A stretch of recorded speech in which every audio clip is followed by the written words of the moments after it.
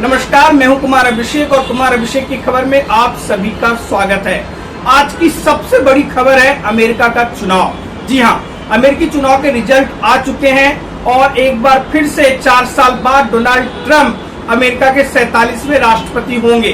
कांटे की टक्कर में उन्होंने कमला हैरिस को हराया है और अभी तक की मतों की गिनती के हिसाब से 538 में से जो वोट 277 इलेक्ट्रोल वोट मिल चुके हैं डोनाल्ड ट्रंप को और 224 वोट मिले हैं कमला हैरिस को। तो इस तरह से ये साफ है कि डोनाल्ड ट्रंप अमेरिका के अगले राष्ट्रपति होंगे, जो 20 जनवरी 2025 को अमेरिकी राष्ट्रपति के तौर पे एक बार फिर से शपथ लेंगे। उन्होंने 131 साल के रिकॉर्ड को तोड़ा है और कोई पूर्व राष्ट्रपति दोबारा से राष्ट्रपति चुन करके आया है 4 साल बाद, तो ये अपने आप में एक रिकॉर्ड है। इसका क्या असर पड़ेगा दुनिया पे आप समझ सकते हैं। जैसा कि मैंने आपको पहले भी बताया था, डोनाल्ड ट्रंप के जीतने के बाद जो अभी युद्ध चल रहा है रूस के बीच और यूक्रेन के बीच, एक युद्ध चल रहा है, दूसरा युद्ध चल रहा है इजराइल और हमास, लेबनान, हिजबुल्ला और ईरान और बाकी देशों के साथ, तो सब पे इसका असर पड़ने वाला है। और पूरे दुनिया की इकोनॉमी अमेरिका कंट्रोल करती है, नाटो में भी सबसे ज्यादा फंड अमेरिका का है। तो इस तरह से डोनाल्ड ट्रंप के जीत के बाद उन्होंने अपने संबोधन में कहा, उन्होंने जीत के लिए सभी को बधाई दी और कहा कि अमेरिका के लोगों को इसका क्रेडिट जाता है, वो अमेरिका फर्स्ट के थ्योरी के साथ काम करेंगे।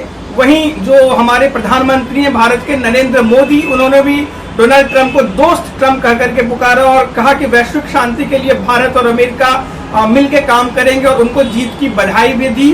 प्रेसिडेंट जेलेंस्की जो यूक्रेन के, उन्होंने भी उनको बधाई दी और उम्मीद की कि अमेरिका का समर्थन यूक्रेन को जारी रहेगा। वहीं रूस की तरफ से अभी व्लादिमीर पुतिन का स्टेटमेंट नहीं आया है। उन्होंने कहा है कि वो पहले राष्ट्रपति चुने गए ट्रंप की नीतियों को देखेंगे, उनके सलाहकार ने कहा, फिर उसके बाद पुतिन अपना स्टेटमेंट जारी करेंगे। लेकिन देश के, दुनिया के तमाम बड़े नेता, चाहे वो फ्रांस के राष्ट्रपति हो मैनुअल हो और दूसरे देशों के भी राष्ट्राध्यक्ष डोनाल्ड ट्रंप को बधाई दे रहे हैं। इससे ये बात तो तय है कि डोनाल्ड ट्रंप ने जिस तरह से जीत हासिल की है, उन्होंने मुस्लिमों के भी बहुत वोट हासिल किए और भारतीय लोग जो वहां बस गए, वहां की नागरिकता उन्हें मिल गई, उनका भी उनको खासा समर्थन मिला। ये अपने आप में एक ऐतिहासिक जीत है। और डोनाल्ड ट्रंप और भारत के रिश्ते पहले से भी आपको मालूम है कि मोदी ने किस तरह से डोनाल्ड ट्रंप के साथ एक प्रोग्राम भी किया था अमेरिका में, और जब ट्रंप आए थे तो अहमदाबाद के नरेंद्र मोदी स्टेडियम में भी उन्होंने एक प्रोग्राम किया था।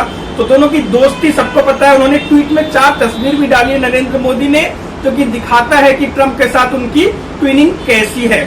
जहां तक बात करें कमला हैरिस की, अगर कमला हैरिस चुनी जाती तो ये सबसे पुराने लोकतंत्र, अमेरिका सबसे पुराना लोकतंत्र पूरे विश्व में, इतिहास में पहली महिला राष्ट्रपति बनती, लेकिन ये फिलहाल तो हो नहीं सका। और ट्रंप एक बार फिर से अमेरिका की कमान संभालेंगे, देश के 47वें राष्ट्रपति चुने गए। उनको हमारी तरफ से भी बधाई, कुमार अभिषेक की खबर चैनल की तरफ से भी ढेर सारी बधाई। चलिए अब हम अमेरिका से रुख करते हैं महाराष्ट्र की तरफ, यानी अपनी धरती की तरफ। यानी कि महाराष्ट्र में जो राजनीति चल रहा है, आपको पहले से महायुति की नीतियां मालूम है कि वो विकास के मुद्दों पर जो भी उन्होंने अटल सेतु बनाया है, ब्रिजेज बनाया, मेट्रो का काम का विस्तार किया है पुणे में, मुंबई में, और जितने भी इंफ्रास्ट्रक्चर प्रोजेक्ट हैं, रोड, नागपुर में भी बहुत सारा काम हुआ है। तो सारे राज्य में जो उन्होंने विकास का काम किया, और मोदी जी का चेहरा और डबल इंजन की सरकार के साथ जो है महायुति चुनाव लड़ रही है। काफी इंटरेस्टिंग चुनाव है महाराष्ट्र का इस बार, क्योंकि दोनों पार्टियों, बड़ी पार्टियों में टूट हुई है, एनसीपी और शिवसेना में। उसके बाद ये पहला विधानसभा का चुनाव है। अगर लोकसभा का परफॉर्मेंस दोहराना है महाविकास अघाड़ी को, तो उनको मिलकर के एक साथ चुनौती देनी होगी बीजेपी और उनके सहयोगी दलों को। तो आज महाविकास अघाड़ी की तरफ से एक संवाददाता सम्मेलन, एक प्रोग्राम रखा गया मुंबई में, जहां की कांग्रेस के अध्यक्ष मल्लिकार्जुन खड़गे, राहुल गांधी जो कि विपक्ष के नेता हैं लोकसभा में, और शरद पवार जो एनसीपी शरद पवार ग्रुप के अध्यक्ष हैं, और उद्धव ठाकरे जो कि यूबीटी शिवसेना ग्रुप के अध्यक्ष हैं।